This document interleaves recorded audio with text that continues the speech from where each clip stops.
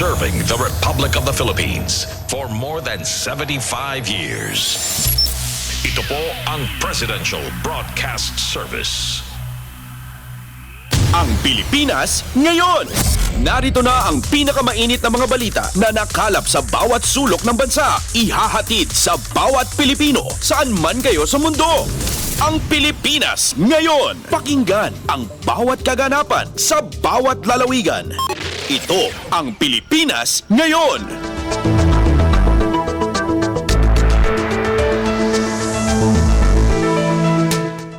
Magandang araw po sa ating mga tagapakinig. Welcome po ulit sa ating programang Ang Pilipinas Ngayon.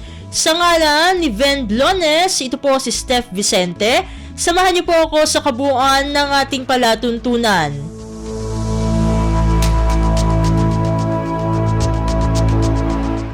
Tulad ng dati, mapapakinggan po ang mga ulat ng ating mga kapatid na himpilan sa probinsya, ang ating mga segmentong balitang negosyo at kalakalan, balitang sports, at balitang artista maging ang ilan sa mga pangunahing balita mula dito sa ating bansa. Yan po sa kabuuan ng ating palatuntunan, Ang Pilipinas Ngayon.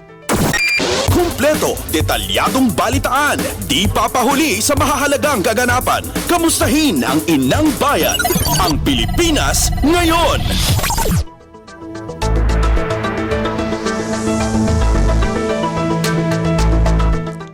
Sa mahahalagang balita, binangga ng barko ng China ang barko ng Armed Forces of the Philippines o AFP habang patungo sa Ayungin Shoal para sa isang resupply mission. Ayon sa National Task Force for the West Philippine Sea o NTFWPS, nangyari ang banggaan ng dalawang barko dakong 6:04 ng umaga araw ng Lunes. Dahil sa panghaharang ng barko ng China sa resupply boat ng Pilipinas, nagkabanggaan ito. Sa pahayag ng NTFWPS, dahil sa mapangahas, irresponsable at iligal na aksyon ng barko ng China, nalagay sa panganibang buhay ng mga sakay ng resupply mission ng Pilipinas. Kaugnay nito ay mariing kinondena ng task force ang insidente. Iginiit nito na paglabag sa soberanya ng Pilipinas ang aksyon ng barko ng China. Pasada ng mga balita mula sa Pilipinas para sa mga Pilipino saan man sa mundo. Ang Pilipinas ngayon!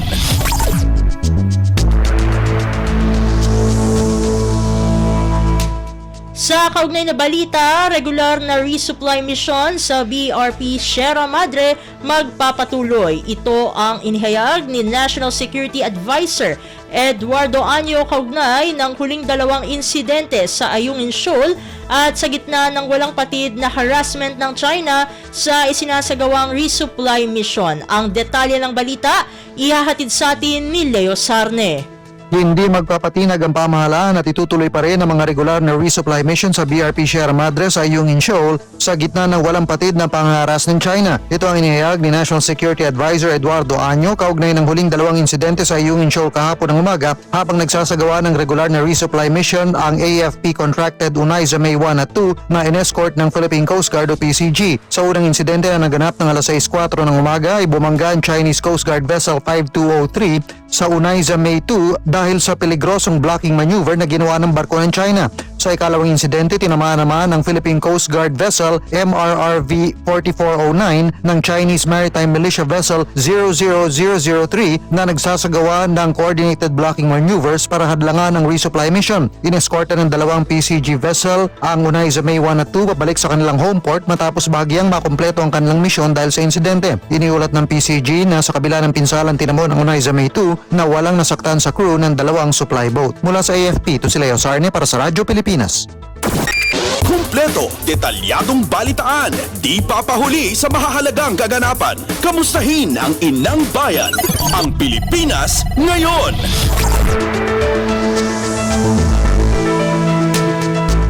Sa kaugnay pa ring balita, mariing tinuligsa ng Estados Unidos at Canada ang ginawang pagharang ng Chinese Coast Guard sa barko ng Pilipinas sa Ayungin Shoal. Ayon kay U.S. Ambassador to the Philippines Mary Kay Clarkson, kinokondena ng Amerika ang nangyaring harassment ng China sa legal na resupply mission ng Pilipinas sa Ayungin Shoal. Sa pahayag nito sa social media platform na X, binigyang diin ni Clarkson na kaisa ito sa pagprotekta sa soberanya ng Pilipinas at suportado ang free and open Indo-Pacific. Samantala, kinondena din ni Canadian Embassy o ng Canadian Embassy dito sa Pilipinas ang paglabag at mapanganib na aksyon ng Chinese Coast Guard laban sa barko ng Pilipinas. Sa pahayag nito, sinabi ng embahada na hindi makatarungan ang ginawa ng CCG. Dagdag pa rito, walang pag-aari ang China sa West Philippine Sea. Pasada ng mga balita mula sa Pilipinas para sa mga Pilipino saan man sa mundo. Ang Pilipinas ngayon.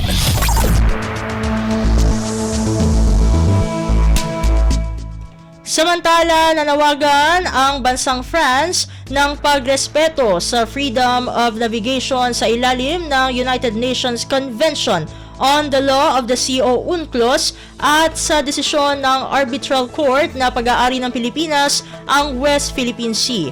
Sa post sa X, sinabi ni European Union Ambassador Luc Veron na mapanganib at nakababahala ang paulit-ulit na ginagawa ng CCG sa Pilipinas.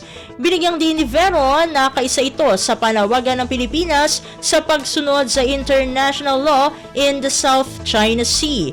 Samantala, ipinahayag din ni British Ambassador Laure Bufils ang panawagan ng UK na sumunod sa UNCLOS at sa 2016 Arbitral Award. Kumpleto, detalyadong balitaan, di papahuli sa mahahalagang kaganapan. Kamustahin ang inang bayan, ang Pilipinas ngayon.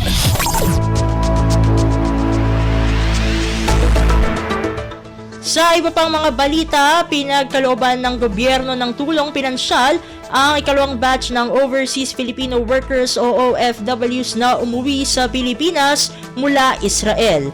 Ayon kay Department of Social Welfare and Development o DSWD Assistant Secretary Romel Lopez, nakatanggap ang 18 Pilipino ng 10,000 piso at karagdagang 10,000 halaga ng food assistance. Tiniyak ni Lopez na magpapatuloy ang pagmomonitor ng DSWD sa sitwasyon ng mga Pilipino na nasa Israel.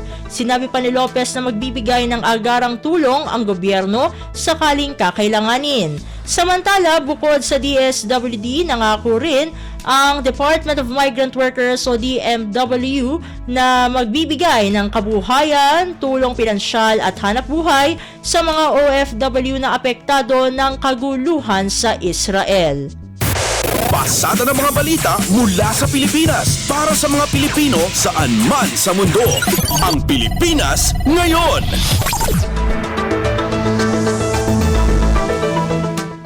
Magpapakalat naman ang pambansang pulisya ng karagdagang 800 pulis sa Bangsamoro Autonomous Region in Muslim Mindanao o BARMM bilang paghanda sa paparating na barangay and sangguniang kabataan elections o BSKE.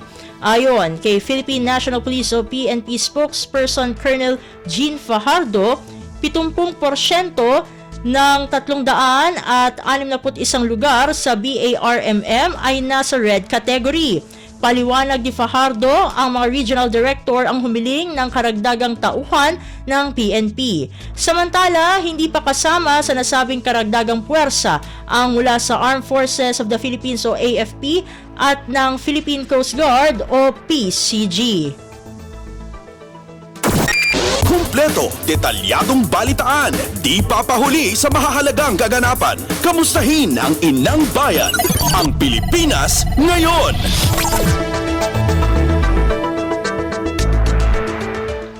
Samantala, iaakyat ng pambansang pulisya sa full alert ang status nito 3 araw bago ang Barangay at Sangguniang Kabataan Elections o BSKE sa Oktubre at 30 hanggang araw ng Undas. Tiniyak ni Philippine National Police o PNP spokesperson, Police Colonel Jean Fajardo na may sapat silang tauhan para sa dalawang okasyon. Gayunpaman, sinabi ni Fajardo na kung palalawigin ito hanggang Kapaskuhan ay depende pa sa assessment ng field commanders.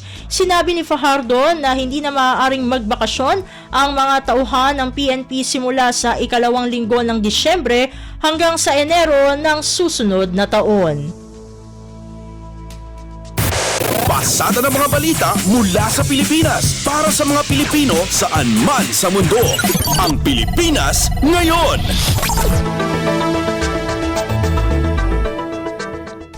Nanawagan naman si Armed Forces of the Philippines o AFP Chief of Staff General Romeo Bronner Jr. sa mga tauhan ng militar na manatiling tapat sa bayan.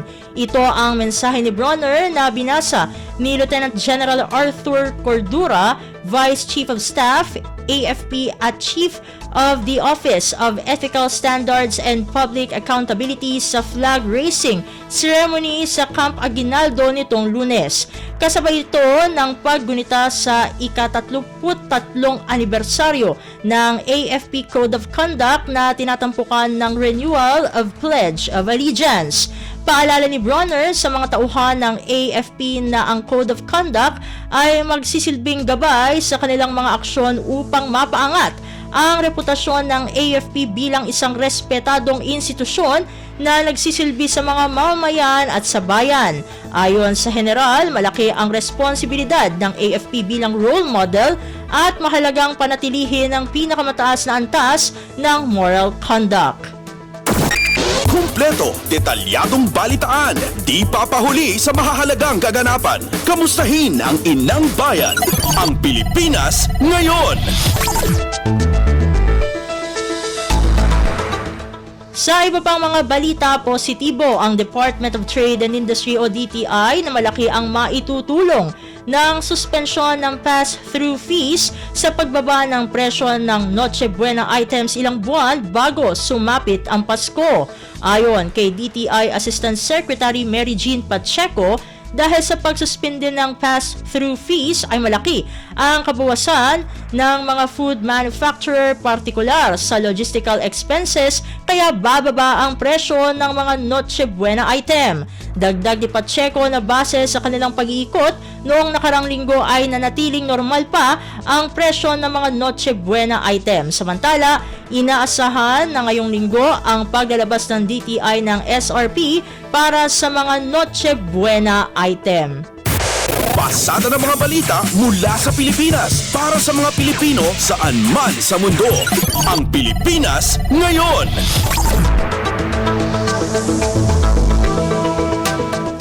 Sa iba pang mga balita, aplikasyon ng student permit at driver's target ng gawing full digital ng license o full digital license ng Land Transportation Office o LTO.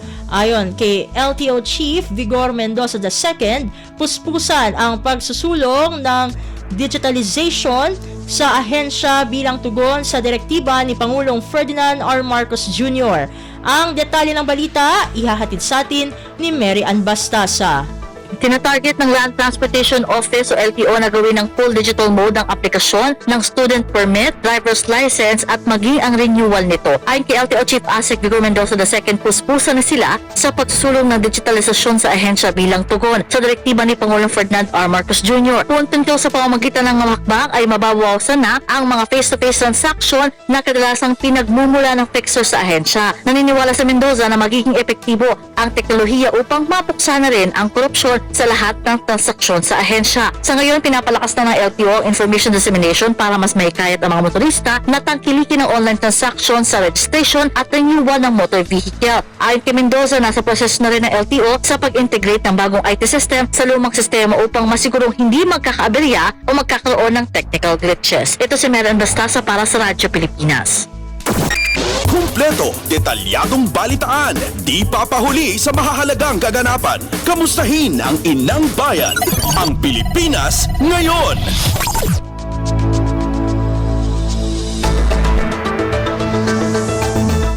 Samantala, muling iginiit ni Suspended Land Transportation and Franchising Regulatory Board o LTFRB Chair Teofilo Guadis III na walang katotohanan ang ibinatong alegasyon sa kanya ng dati nitong executive assistant tungkol sa route for sale.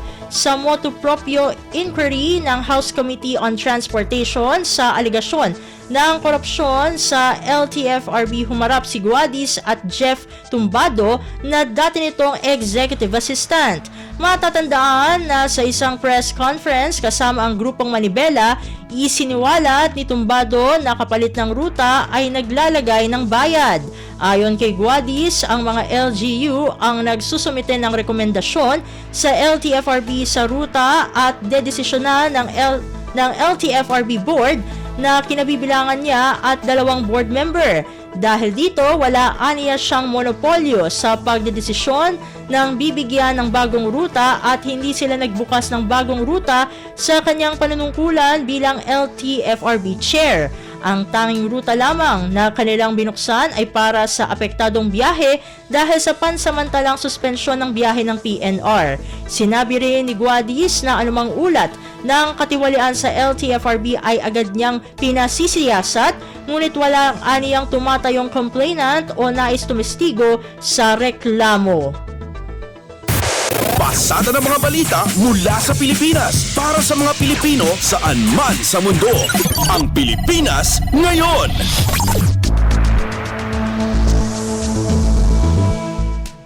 Council for the Welfare of Children o CWC inilunsad ang Makabata Helpline 1383. Dahil dito, hinimok ng Department of Social Welfare and Development o DSWD ang publiko na maging kaisa ng gobyerno sa pagprotekta sa mga karapatan ng mga sektor na mahina, lalo na ang mga kabataan. Dapat aniyang mabigyan ang mga ito ng mapagmalasakit na kapaligiran at malaya sa anumang uri ng pangabuso at pagsasamantala. Ang CWC Makabata Helpline 1383 ang magiging pangunahing hotline na tutugon sa lahat ng alalahanin ng mga bata na sumasaklaw sa lahat ng uri ng paglabag sa mga karapatan ng bata. Ang Council for the Welfare of Children ay attached agency ng DSWD. Kumpleto, detalyadong balitaan, di papahuli sa mahahalagang kaganapan. Kamustahin ang inang bayan, ang Pilipinas Ngayon.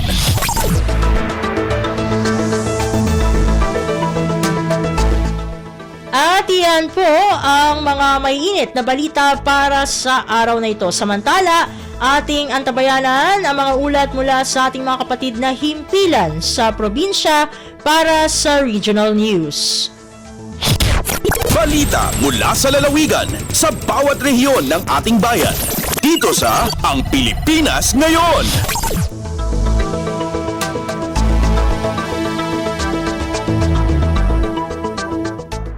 Narito na ang bugso ng ating mga regional news. Dumako muna tayo sa rehiyon ng Luzon. Provincial Government ng Isabela nakipagkasundo sa mga kooperatiba sa lalawigan para matulungan sa pagbebenta ng mga produkto ang mga ito. Ang kabuang ulat ihahatid sa atin ni April Racho mula sa Tugigaraw. Nakitinulag ti provincial government ti Isabela kadagiti kooperatiba ken asosasyon iti probinsya tapno matulungan iti panangilako kadagiti produktuda. Babaon ti Isabela Recovery Initiatives to Support Enterprise yung I-RISE Task Force na pirmaan ti Memorandum of Agreement ngayong dauluan ni Governor Rodito Albano III kaspasot ti selebrasyon ti Cooperative Month ita abulan. Ganda ti dayto nga addang ti provincial government ang masulbar dagiti parikot dagiti asosasyon ken kooperatiba iti panangilako kadagiti produktuda babaon iti panang sigurado ti ready market para kadagitoy. Sumagmamano kadagiti produkto agatangan ti provincial government iti nangat-ngato agatad kadagiti locally made lemongrass herbal soap, dairy products, dagiti bamboo products, banana chips, woven rattan bags, ken tinalatak agency. Agserbi ti provincial government kasrangtay para kadagiti Isabeleño farmers tapno mailako dagiti raw produce da kas kuma dagiti natnateng, turmeric, ken calamansi kadagiti kooperatiba ken asosasyon. Manipud Tugigaraw City dahito ni April sa Lucon Racho para iti Radyo Pilipinas World Service. Balita mula sa lalawigan sa bawat rehiyon ng ating bayan. Dito sa Ang Pilipinas Ngayon.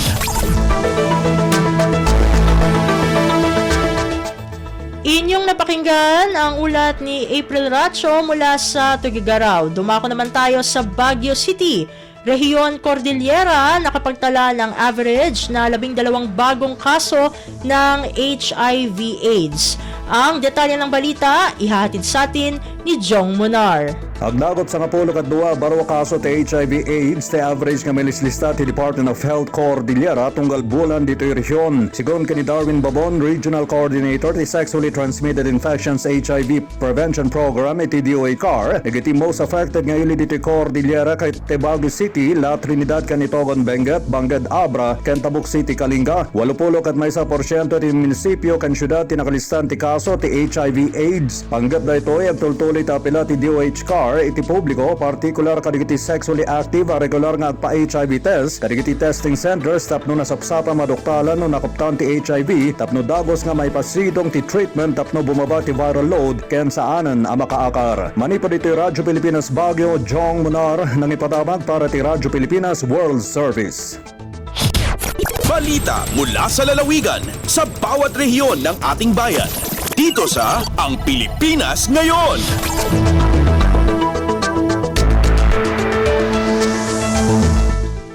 Inyong napakinggan ang ulat ni Jong Munar mula sa Baguio City. Pumunta naman tayo sa Virac. Kapulisan sa San Miguel, Catanduanes, mas pinag-iigting ang pakikipag-ugnayan sa mga kabataan. Ang detalye ng balita, ihahatid sa atin ni Jan Tatad.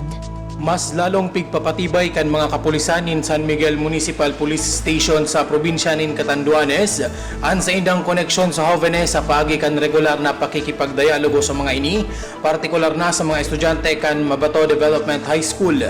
Obheto subuot kan PNP na makapagtaonin kaaraman sa mga kaakian mapadapit sa indang karapatan magboto asin ang mga kaibuhan girumdumon sa pagpili nin kandidato sa nagpaparaning barangay at sangguniang kabataan elections 2023.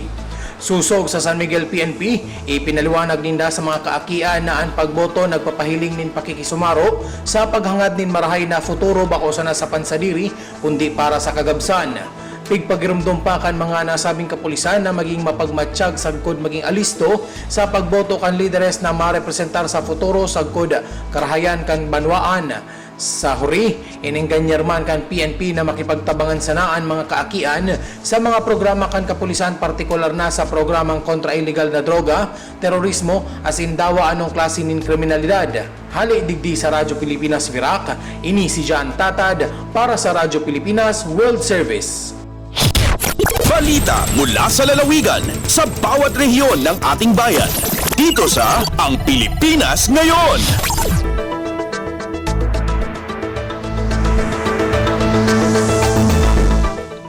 Inyong napakinggan ang ulat ni Jan Tatad mula sa Virac.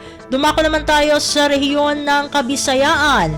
8.7 million pesos na livelihood grant iginawad ng Dole Region 7 sa mga magulang ng profiled child laborers sa Negros Oriental. Pakinggan ang kabuang ulat na ihahatid sa atin ni Angelita Hapal mula sa Cebu. Gatusan ka mga ginikanan sa mga profile child laborers sa Negros Oriental ang nakadawat og livelihood grant gikan sa Department of Labor and Employment diri sa Rehiyon 7. Ukabat sa 421 ka mga benepisyaryo nga gikan sa lungsod sa Ayungon, La Libertad, Siaton, Basay, Santa Catalina, Bindoy, Tayasan ug Manhuyod ingon man sa syudad sa Gihulngan, Bayawan, Bais ug Tanhay ang nakadawat sa ilang tagsa-tagsa ka livelihood grant nga dunay kinatibuk ang kantidad nga mokabat sa 8.7 milyones ka pesos. Ang gipili nga mga panginabuhian sa mga benepisyaryo mao ang mga mosunod: production of chicken egg laying, native chicken production, broiler, frozen foods, rice and feeds retailing, negosyo sa kariton, pump and paddle boat projects, carpentry ug pedicure and manicure services. Matod ni Dole Negros Oriental Field Office Officer in Charge Maria Teresa Tangkiamco nga ang mga benepisyaryo ang gipaubos usab sa basic training kabahin sa pagpalambo sa ilang bag-ong panginabuhian. Gikan dinhi sa Sugbo, Angelita Hapal alang sa Radyo Pilipinas World Service. Balita mula sa lalawigan sa bawat rehiyon ng ating bayan. Dito sa Ang Pilipinas Ngayon.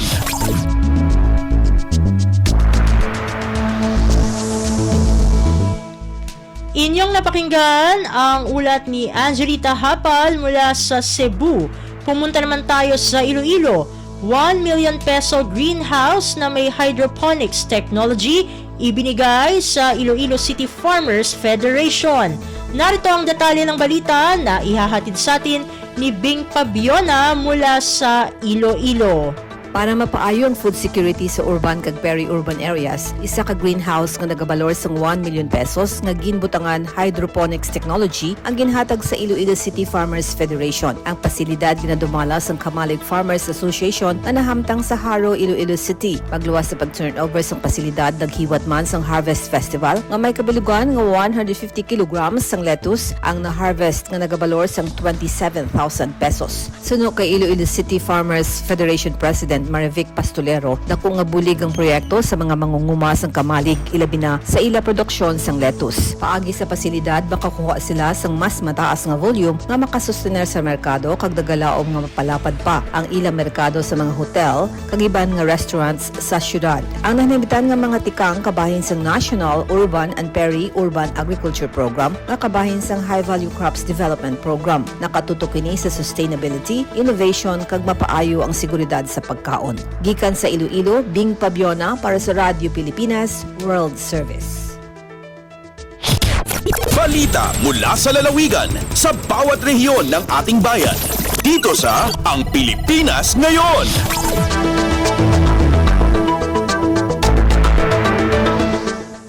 Inyong napakinggan ang ulat ni Bing Pabiona mula sa Iloilo. Dumako naman tayo sa Mindanao. Bilang ng election areas of concern sa Northern Mindanao, Davao Region at Caraga Region ipresenta ng Area Police Command. Ang kabuang ulat ihahatid sa atin ni Armando Feniquito mula sa Davao.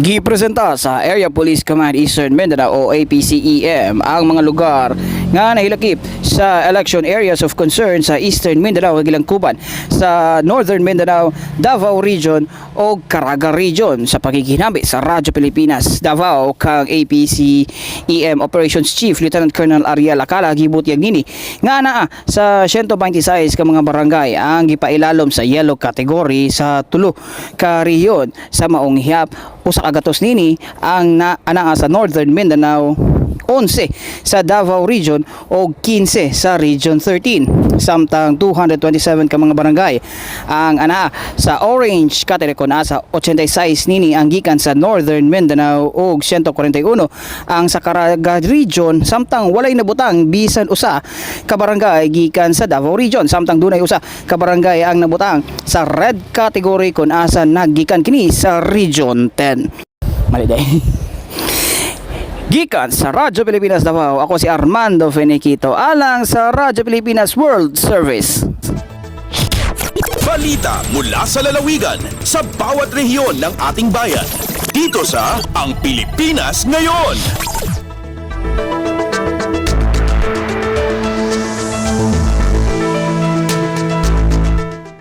Inyong napakinggan ang ulat ni Armando Feniquito mula sa Davao. Pumunta naman tayo sa Iligan.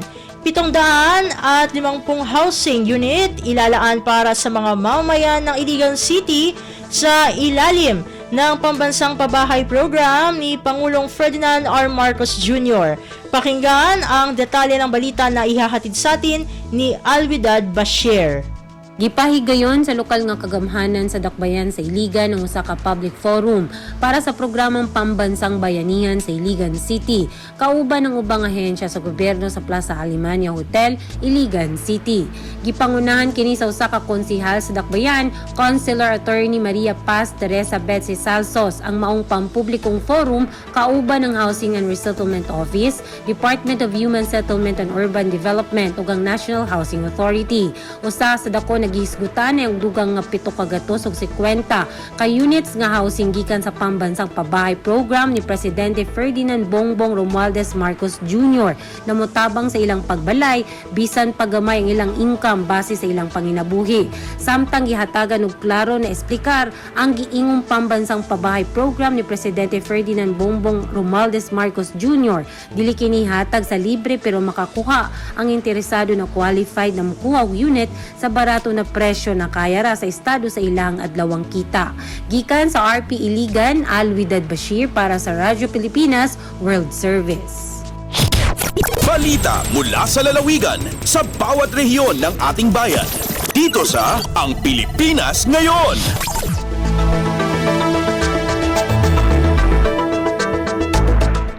Inyong napakinggan ang ulat ni Alwidad Bashir mula sa Iligan. Dakuin naman natin ang Marawi. Seguridad ng mga guro sa darating na BSKE 2023 sinisiguro ng pamahalaang Bangsamoro. Ang kabuang ulat ihahatid sa atin ni Johania Yusof. Tiangka de Bangsamoro government so kakasiya pa kung mga guro at pagugubsagyang kaya pakataling election si sa intero a Bangsamoro.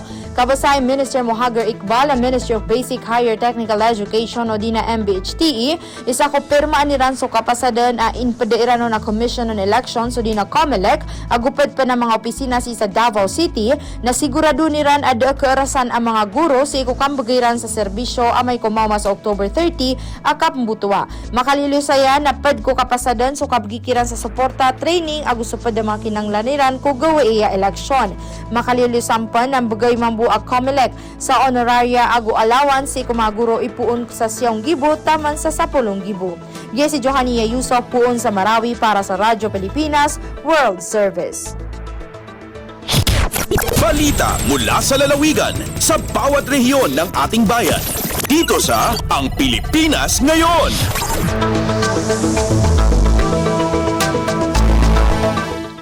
Inyong napakinggan ang ulat ni Johania Yusof mula sa Marawi.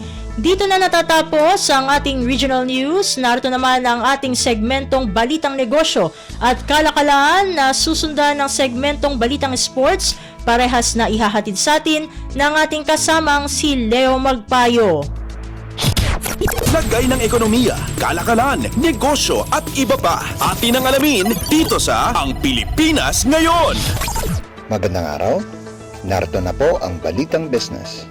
Sinabi ng Department of Finance na gumagawa sila ng polisiya na bibigyan ang digital finance ng mas malaking lugar sa ekonomiya. Sinabi ni Finance Secretary Benjamin Jokno na determinado ang administrasyon ni Pangulong Ferdinand R. Marcos Jr. na gamitin ang teknolohiya para palakasin ang paglago ng bansa.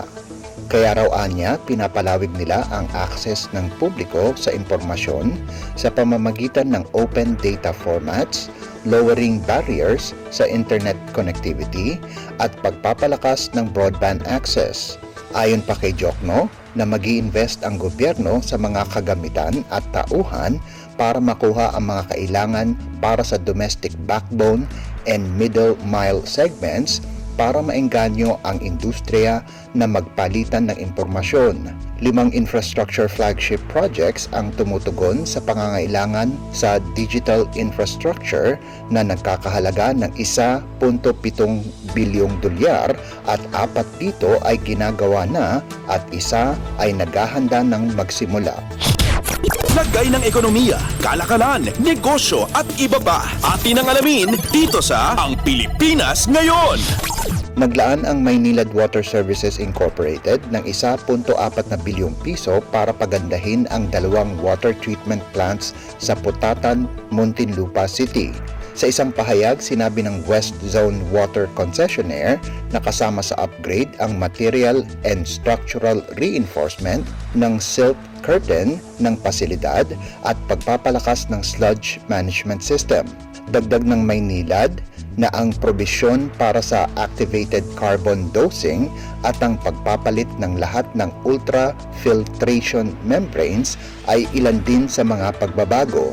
Ayon sa kumpanya, ang balak na pagbabago ay tugon sa lumalalang kalidad ng tubig sa Laguna Lake. Sinabi ni Randolph Estrellado, Chief Operating Officer ng Maynilad, na kinakailangan ang investment para mapagpatuloy na ma-maximize ang kahalagahan ng ilog na pinagmumulan ng tubig para sa Metro Manila.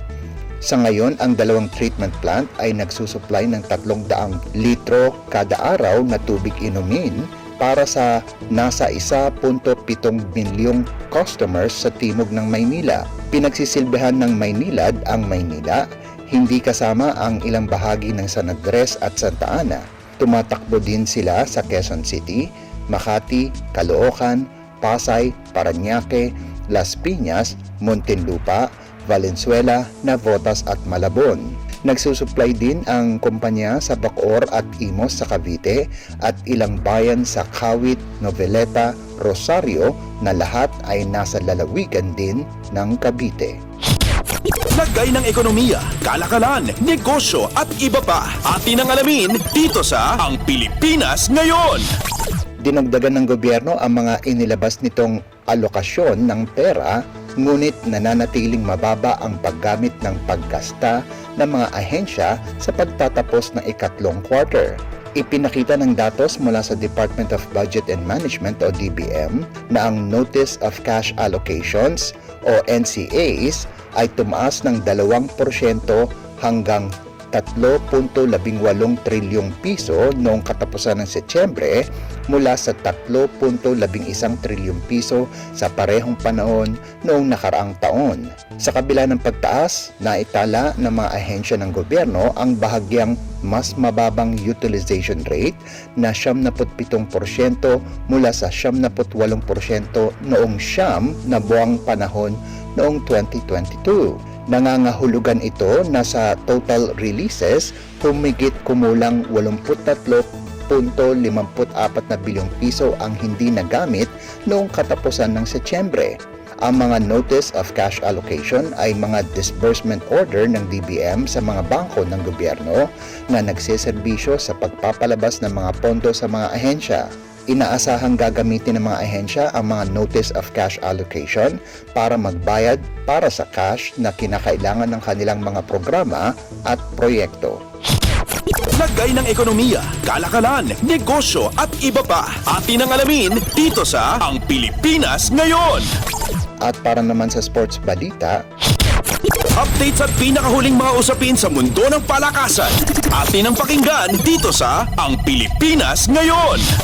Nagsumikap ang De La Salle University sa second half ng laro para angkinin ang 83-75 panalo laban sa University of the East sa UAAP Season 86 Men's Basketball Tournament na nilaro sa UST Quadricentennial Pavilion. Nanguna si Raven Cortez sa nagawa nitong 18 puntos para pagandahin ang record ng Green Archers sa 4-3 at mapalakas ang kanilang kapit sa number 3 spot sa team standings. Sa unang laro, muling nasilayan ang bangis ng National University matapos nilang sakmalin ang 69-66 panalo kontra sa Adamson University. Humugot ng bangis ang Bulldogs kina Keyan Baclaan at Jake Figueroa upang kunin ang 4-game winning streak at patatagin ang pwesto sa number 2 spot ng team standings, tangan ang 6-1 record.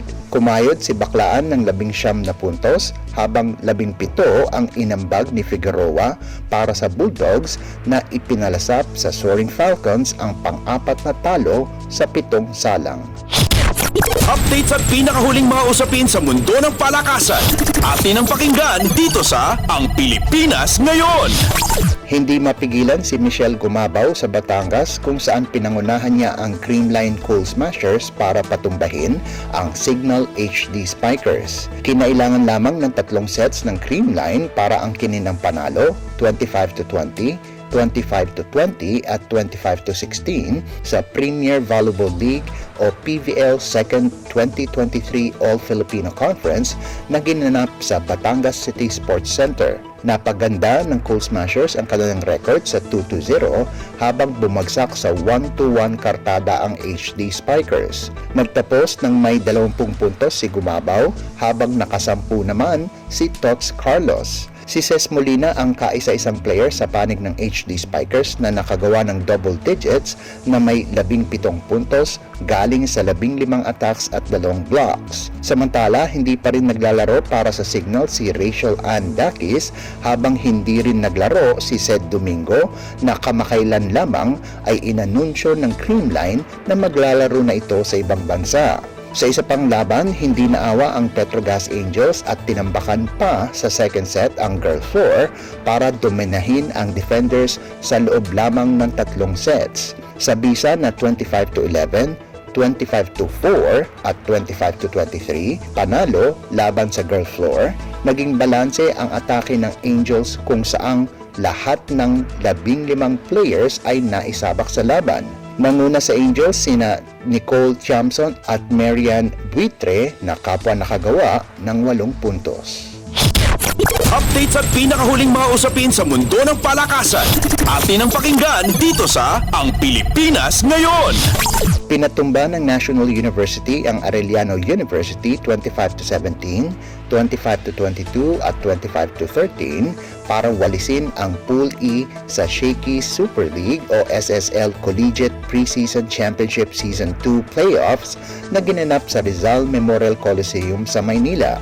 Nagrehistro si Evangeline Alunsog ng 14 na puntos, tampok ang 13 hits, habang may tig-8 at 7 marka sina rookie Ara Ella Panique at Micaela Belen at reigning SSL Most Valuable Player Alyssa Solomon ayon sa pagkakasunod.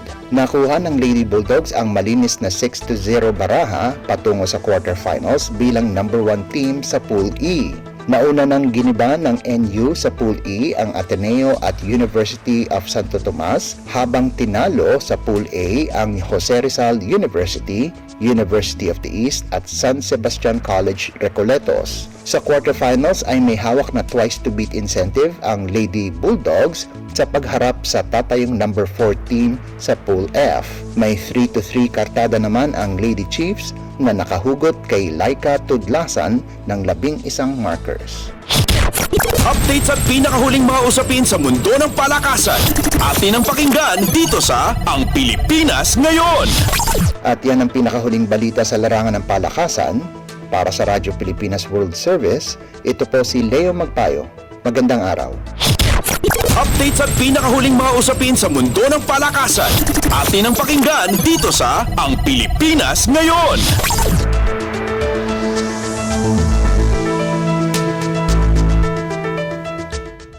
Maraming salamat Leo para sa ating segmentong Balitang Negosyo at Kalakalan at segmentong Balitang Sports. Para naman sa ating mga kachismis, narito na ang ating segmentong Balitang Artista kasama ang nag-iisang si Mama JT.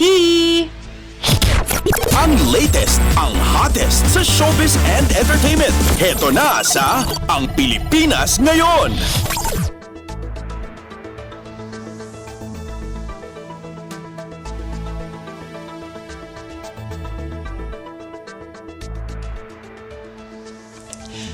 Hello! Magandang araw sa ating mga chismoso at chismosa na nag-aabang ng ating balitang artista. Nandito na si Mama JT para magatid ng mga trending na balita sa mundo ng showbiz. O ito na ang ratsyada ng mga chika. Ito tuwang-tuwa ang kapamilya actress at TV host na si Kim Chiu nang muling magkita at makabanding ang queen of all media na si Kris Aquino. Nagbigay ng pagkakataon ng dalawa na magkasama at magkachikahan makalipas ang mahabang panahon ng dalawin ni Kim si Kris sa bahay na tinitirhan nito sa Amerika. And una nag-post si Kris sa kanyang Instagram account ng tungkol sa reunion nila ng kanilang anak-anakan sa US o United States nitong nagdaang araw kung saan nakasama rin nila ang kanilang rumored boyfriend na si Mark Leviste at panganay na anak na si Joshua. And sa bahagi ng caption ni Kris sa ibinahagi niyang video sa IG, sobrang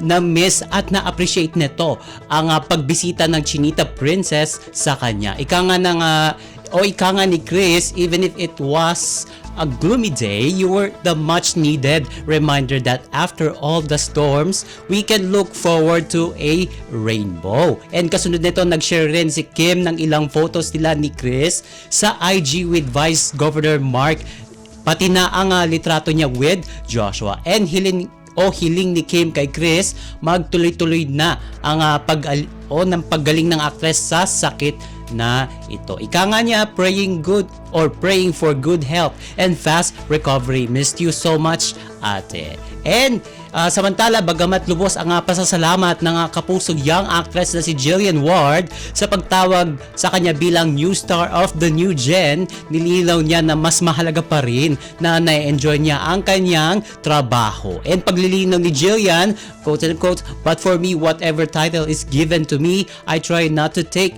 it to heart. I'm flattered that there are people who see me that way. What's important is that I enjoy my work and the things I do with or without a title." Kwento pa ng 18-year-old kapuso actress, "Sometimes when I go out, I actually forget that I'm an actress." And malaki ang naging tagumpay ni Jillian, mga kachismis, pagdating sa telebisyon, pati na rin sa social media. Kasi naman naging tampok na ang teen star sa ilang top-rated kapuso soap operas, kabilang ang prima donnas at abot kamay na pangarap. And bukod dyan, umaabot na sa milyon-milyon ang kanyang followers sa iba't ibang social media platforms. And sa edad na 4 ay nag-umpisa na itong si Jillian na makilala at sumikat sa showbiz industry, kung saan bumida siya sa remake ng pelikula dati noong dekada 70 na True This Liit noong 2009. And aminado rin na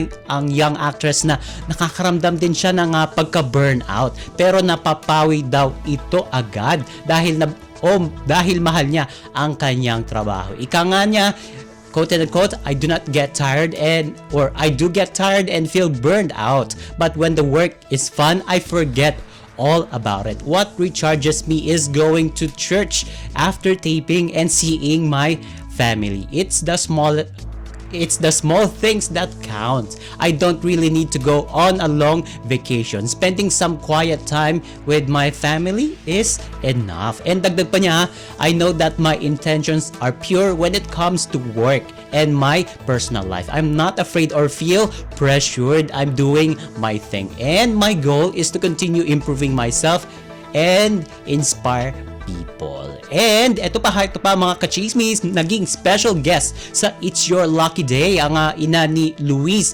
Manzano na si Vilma Santos Recto, kung saan naging emotional pa nga ang actress nang ipakilala siya ni Luis sa Madlang People. And talagang nagbaw pa ang award-winning veteran actress sa mga host ng programang pansamantalang pumalit sa It's Showtime sa pangunguna ng kanyang anak na si Luis Manzano. Ito yung It's Your Lucky Day. And ayon sa movie icon, kapuri-puri at kahanga-hanga ang pagiging selfless ng mga host at staff ng programa dahil buong puso nilang tinanggap ang offer ng ABS-CBN kahit alam ng mga ito na 12 days lang ang itatagal ng show. And sabi pa ni Ate V, nagpapatunay ito ng pagmamahal at dedikasyon ng mga taong involved sa show na makapagpasaya ng mga manonood kahit sa loob lamang ng 2 linggo. And pagkatapos nito magbabalik na sa ere ang It's Showtime pagkaraan ng kanilang 12-day suspension. And mensahe ng star for all season, quote and quote, "I'd like to commend them kasi sa ating mga artista, akala nyo po ba madali yung sabihin na we're offering you, pero 12 days lang na show, hindi ho madali yon. Pero itong It's Your Lucky Day, tinanggap nila dahil hindi sila selfish. And 12 days kasi ipapasok lang sila dahil alam naman natin yung mga kaganapan. Pero selfless sila kasi gusto ituloy o gusto pa rin ituloy yung entertainment at yung pupwedeng swerteng ibigay pa sa mga tao at sa ating madlang people. And OMG, wala na tayong oras para sa ating balitang artista. Maraming salamat mga kachismis sa pakikinig sa aking mga chika for today. Ako po si Mama JT para sa Radyo Pilipinas World Service. Ang latest, ang hottest sa showbiz and entertainment. Heto na sa Ang Pilipinas Ngayon.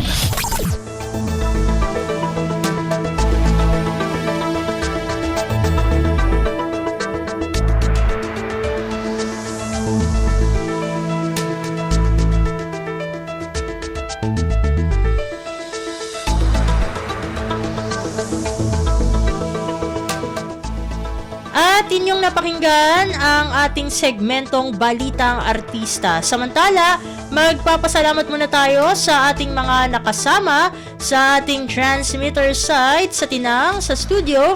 Kasama natin sina Milo Janela, Susan Aison, Anthony Pimentel at Jay Arevalo. Pinasasalamatan din natin ang ating executive producer na si Jerome Toledo. Salamat din sa mga naghatid ng mga ulat mula sa Kamaynilaan at mga probinsya, pati na rin ang naghatid sa atin ng segmentong Balitang Negosyo at Kalakalan at segmentong Balitang Sports na si Leo Magpayo, maging ang naghatid sa atin ng ating segmentong Balitang Artista na si Mama JT. At syempre, maraming salamat sa ating station manager na si Mr. Ray Sampang. Maraming salamat po hanggang sa susunod na edisyon ng ating palatuntunan. Huwag kalimutang mag-like, mag-follow at mag-subscribe na sa mga social media account o page ng Radyo Pilipinas World Service upang maging laging updated sa mga mahahalagang balita. Sa ngalan ni Ven Blones, ito po si Steph Vicente. Mabuhay po tayong mga Pilipino.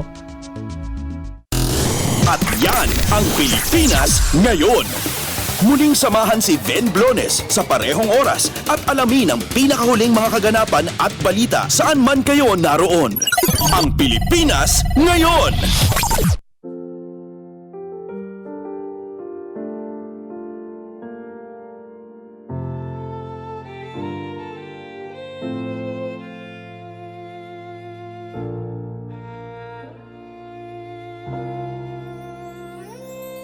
Ang tanging may pamamaan ako'y edukasyong Pilipino. Tinuturong galing at talino para maabot ang pangarap mo. Ang tanging handog ko sa'yo'y edukasyong Pilipino. Diskarteng mula sa puso, mamamangha ang mundo. Matatag na mga guro, matatag sa mga pagsubok, matatag na mga mag-aaral, matatag na talino'y umiiral. Hinaharap ang hirap, walang takot sumugod, humahanap ng solusyon, ipaglaban ang edukasyon. Kabataang Pilipino, Muslim o Kristiyano, lahat ng paniniwala, lahat ng katutubo, may kapansanan, iba man kasarian. Ang ating pag-aaral ay ating karapatan. Ang ating pag-aaral, pang-ahon sa kahirapan. Matatag na mga guro, matatag sa mga pagsubok, matatag na mga mag-aaral, matatag na talino'y umiiral. Hinaharap ang hirap, walang takot sumugod, humahanap ng solusyon, ipaglaban ang edukasyon. Ang tanging alay ko sa'yo'y edukasyong Pilipino. Matapat ng pamamaraan, maunlad na kinabukasan.